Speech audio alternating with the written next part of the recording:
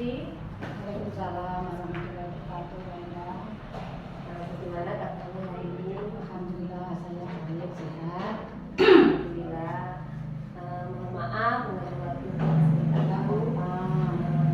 Pada kesempatan ini saya mau menanyakan tentang pengambilan keputusan berbasis nilai kebajikan sebagai seorang pemimpin dengan yang sekarang menjadi kepala sekolah. Ini yang saya mau tanyakan, selama ini bagaimana Ibu dapat mengidentifikasi kasus-kasus yang merupakan dilema etika atau tujuan moral? Ya. Tentunya Mbak, di sekolah itu pasti banyak permasalahan. Dalam menghadapi permasalahan tersebut, saya harus mengidentifikasi dengan memahami masing-masing kasus. Untuk itu, untuk memahami kasus tersebut, saya harus berkomunikasi dengan unsur-unsur yang terkait. Setelah dipahami, kita menjadi tahu dan bisa memetakan kasus tersebut merupakan tujuan moral atau dilema etika. Pertanyaan selanjutnya, selama ini bagaimana Ibu menjalankan pengambilan keputusan di sekolah Ibu, terutama untuk kasus-kasus di mana ada kepentingan yang sama-sama benar atau sama-sama mengandung nilai kebajikan? Untuk kasus tersebut yang mempertimbangkan kedua hal sama-sama benar tanpa membandingkan faktor apa atau pihak mana, kepentingan dan kepentingan perorangan atau dana orang berdampak saat ini atau seterusnya. Selanjutnya, langkah-langkah atau prosedur seperti apa yang biasa Ibu lakukan selama ini? Langkah-langkah yang saya lakukan yaitu melakukan koordinasi atau menjalin komunikasi dengan unsur-unsur yang terkait yang nantinya akan menjadi dasar pertimbangan dalam pengambilan keputusan. Kemudian hal-hal apa saja yang selama ini dianggap efektif dalam pengambilan keputusan pada kasus-kasus dilema etika? Yang dianggap efektif dalam pengambilan keputusan yaitu saya senantiasa menjaga kebersamaan dan komunikasi dengan unsur-unsur yang terkait. Selanjutnya, hal-hal apa saja yang selama ini merupakan tantangan dalam pengambilan keputusan pada kasus-kasus dilema etika? Tantangannya dalam pengambilan keputusan yaitu keputusan yang diambil tentunya tidak bisa memuaskan kedua belah pihak, namun setidaknya meminimalisir kekecewaan karena keputusan yang diambil dilakukan dengan berbagai unsur yang relevan. Apakah Ibu memiliki sebuah tata krama atau jadwal tertentu dalam sebuah penyelesaian kasus dilema etika? Apakah Ibu langsung menyelesaikan di tempat atau memiliki sebuah jadwal untuk menyelesaikannya? Bentuk atau prosedur apa yang dijalankan? Ini dalam penyelesaian masalah saya tidak mempunyai jadwal tertentu karena permasalahan itu datang kapan saja dan penyelesaiannya pun penyelesaian masalah atau kasus ini secepatnya diselesaikan agar keharmonisan tetap terjaga. Kemudian Bu, adakah seseorang atau faktor-faktor apa yang selama ini mempermudah atau membantu Ibu dalam pengambilan keputusan dalam kasus-kasus dilema etika tersebut? Menurut saya tidak ada seseorang atau faktor-faktor yang dapat mempermudah dalam pengambilan keputusan. Terus pertanyaan terakhir, dari semua hal yang telah disampaikan, pembelajaran apa yang Ibu petik dari pengalaman Ibu dalam mengambil keputusan dilema etika? Yang dapat saya petik dari pengalaman pengambilan keputusan yaitu memahami konsep permasalahan, ada koordinasi dan komunikasi karena untuk menjaga harmonisasi lingkungan juga untuk memperbanyak referensi. Ya Bu,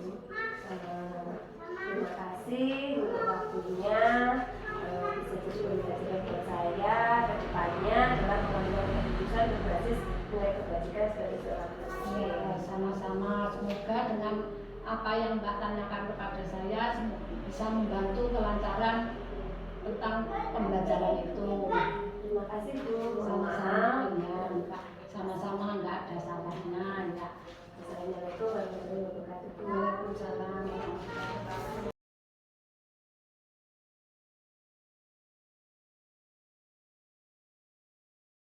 Assalamualaikum Bu Isna. Waalaikumsalam Bu Indah. Bagaimana kabarnya hari ini? Alhamdulillah sehat selalu. Alhamdulillah. Mohon maaf ya Bu Isna, Iya. mengganggu waktunya sebentar. Ya, saja. silakan. Ya, kini saya mau menanyakan, Bu Isna kan sebagai kepala sekolah. Ya. Ya, saya mau menanyakan langkah-langkah pengambilan keputusan berbasis nilai kebajikan sebagai seorang pemimpin. Iya. Ya, begini Bu Isna, pertanyaan dari saya. Selama ini bagaimana Ibu dapat mengidentifikasi kasus-kasus yang merupakan dilema etika atau bujukan moral? Kasus dilema ITK itu biasanya cenderung muncul karena adanya keinginan dari setiap unsur yang berbeda ya. Jadi saya harus mengklarifikasinya apakah itu benar atau tidak, dimintai koordinasi dan dari masing unsur-unsur tersebut. Kemudian selama ini bagaimana Ibu menjalankan keputusan di sekolah Ibu, terutama kasus-kasus di mana ada dua kepentingan yang sama-sama benar atau sama-sama mengandung nilai kebajikan. Pengambilan keputusan terkait tentang hal tersebut saya lakukan dengan pendekatan komunikasi dan koordinasi, karena bagaimanapun sebagai seorang pemimpin, saya sebagai KS ya, itu hanya menentukan dan mengambil keputusan, akan tetapi harus melihat dan mendengarkan itu pertimbangan dari masing-masing unsur tersebut. Pertanyaan selanjutnya, langkah-langkah atau prosedur seperti apa yang biasa Ibu lakukan selama ini? Prosedurnya saya biasanya menentukan kasus itu sesuai tidak dengan unit kerja saya, atau kemudian melakukan itu tadi koordinasi dan menjalin komunikasi dengan unsur-unsur yang ada di sekolah tersebut, meminta pandangan-pandangan dari mereka. Hal-hal apa saja yang selama ini Ibu anggap efektif dalam pengambilan keputusan pada kasus-kasus dilema etika? Apa ya Bu Indah? Hal-hal yang dalam pengambilan keputusan biasanya menjalin dan menjaga kebersamaan, intinya itu kebersamaan. Ya Bu, pertanyaan selanjutnya, hal-hal apa saja yang selama ini merupakan tantangan dalam pengambilan keputusan pada kasus dilema etika?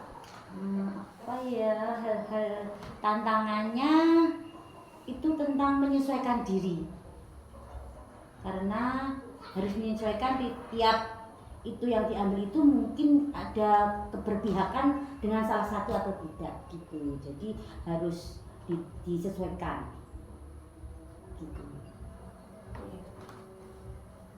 Kemudian, apakah Anda memiliki sebuah tata cara atau jadwal tertentu dalam sebuah penyelesaian kasus dilema etika? Apakah Anda langsung menyelesaikan di tempat atau memiliki sebuah jadwal untuk menyelesaikannya?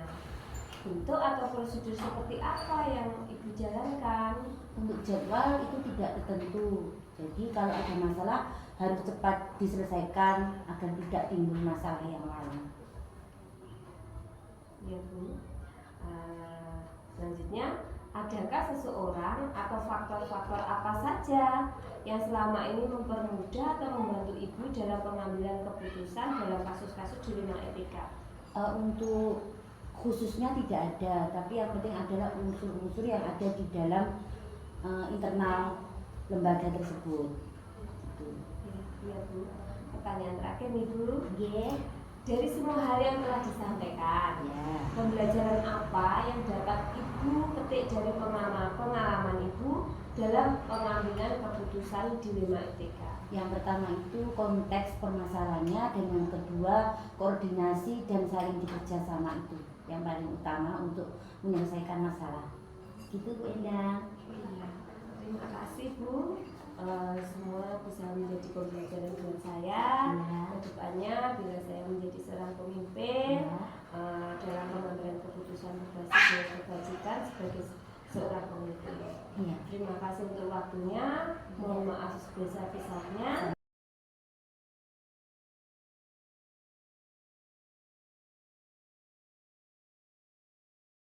Waalaikumsalam warahmatullahi wabarakatuh. Gimana kabarnya Bu Ida hari ini? Alhamdulillah sehat Bu Indah. Alhamdulillah. Mohon maaf ya Bu Muda, saya mengganggu waktunya sebentar. Iya silakan. Begini Bu Muda, saya mau menanyakan Ibu sebagai kepala sekolah bagaimana pengambilan keputusan berbasis nilai kebajikan sebagai seorang pemimpin. Iya. Nah, begini Bu Muda, selama ini bagaimana Ibu dapat mengidentifikasi kasus-kasus yang merupakan dilema etika atau bujukan moral? Ya, dalam mengidentifikasi kasus-kasus tersebut terlebih dahulu saya memahami masing-masing dari kasus tersebut. Selanjutnya saya menghubungi pihak terkait dan selanjutnya memetakan dari kasus-kasus tersebut. Oh iya Bu Muda. Kemudian selama ini bagaimana Ibu menjalankan pengambilan keputusan di sekolah Ibu, terutama untuk kasus-kasus di mana ada dua kepentingan yang sama-sama benar atau sama-sama mengandung nilai kebajikan? Kalau saya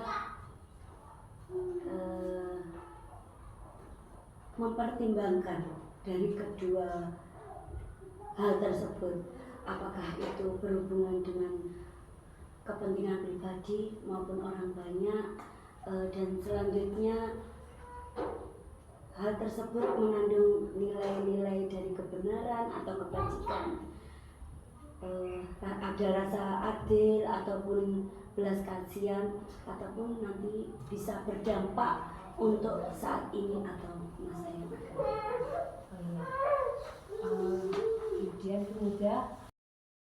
Kemudian Bu Muda, langkah-langkah atau prosedur seperti apa yang biasa Ibu lakukan selama ini? Mempertimbangkan terutama tentang kepentingan peserta didik. Jika itu menyangkut peserta didik, berdasarkan prinsip berpikir berbasis hasil akhir, berpikir berbasis pada peraturan, dan berpikir berbasis pada rasa peduli, di mana langkah selanjutnya yaitu investigasi, di mana investigasi tersebut memeriksa kembali fakta-fakta dari temuan atau peluang, lalu kita membuat keputusan, dan selanjutnya keputusan tersebut harus ditinjau kembali. Ya Bu. Kemudian hal-hal apa saja yang selama ini Ibu anggap efektif dalam pengambilan keputusan pada kasus-kasus dilema etika?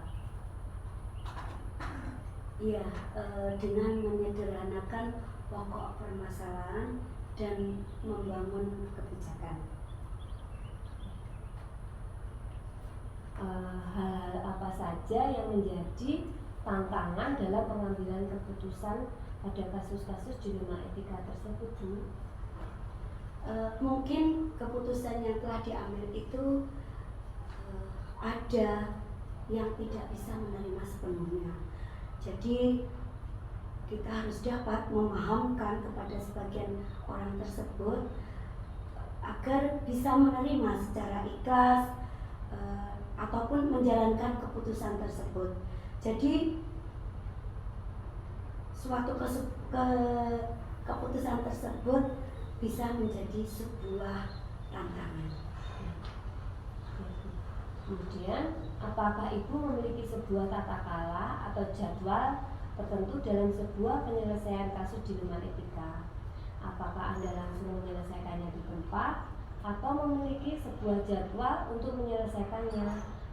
Kemudian bentuk atau prosedur seperti apa yang Ibu jalankan? Kalau saya tidak mempunyai jadwal tertentu ya di dalam menyelesaikan sebuah kasus tersebut. Namun pada intinya prioritas dari kasus itu perlu diselesaikan secepatnya. Dan itu tergantung dari jenis kasus dan pentingnya kasus tersebut diselesaikan secepatnya gitu. Agar tercipta lingkungan sekolah yang sehat, kondusif buat semua warga sekolah. Kemudian adakah seseorang atau faktor-faktor apa yang selama ini mempermudah atau membantu Anda dalam pengambilan keputusan dalam kasus-kasus dilema etika? Kalau menurut saya komunikasi yang baik itu dengan semua warga sekolah tentang pengelolaan emosi, baik itu pemahaman tentang teori dalam pengambilan keputusan tersebut. Maksudnya sebagai seorang pemimpin harus menjadi faktor yang mempermudah dan dapat membantu di dalam pengambilan suatu keputusan. Pertanyaan terakhir Bunda, Ya. dari semua hal yang telah disampaikan, pembelajaran yang dapat Ibu petik dari pengalaman Ibu mengambil keputusan dilema etika. Kalau menurut saya dalam mengambil suatu keputusan, pertama kita harus mengidentifikasi jenis kasus tersebut. Selanjutnya dengan melakukan pengujian, lalu pengujian tersebut untuk benar atau tidaknya itu bisa menentukan suatu paradigma apa yang akan kita pilih nanti, sehingga keputusan yang bisa diambil sesuai dengan prinsip-prinsip yang tidak merugikan siswa. Terima kasih Bu Huda. Iya, sama-sama. Kemudian yang bisa saya tanyakan, terima kasih untuk jawabannya sebagai pengambilan keputusan berbasis nilai kebajikan sebagai seorang pemimpin, Ibu sebagai kepala sekolah. Iya. Terima kasih. Sama-sama. Mudah-mudahan bermanfaat. Assalamualaikum Bu Huda. Waalaikumsalam warahmatullahi wabarakatuh. Belajar, bergerak, berbagi.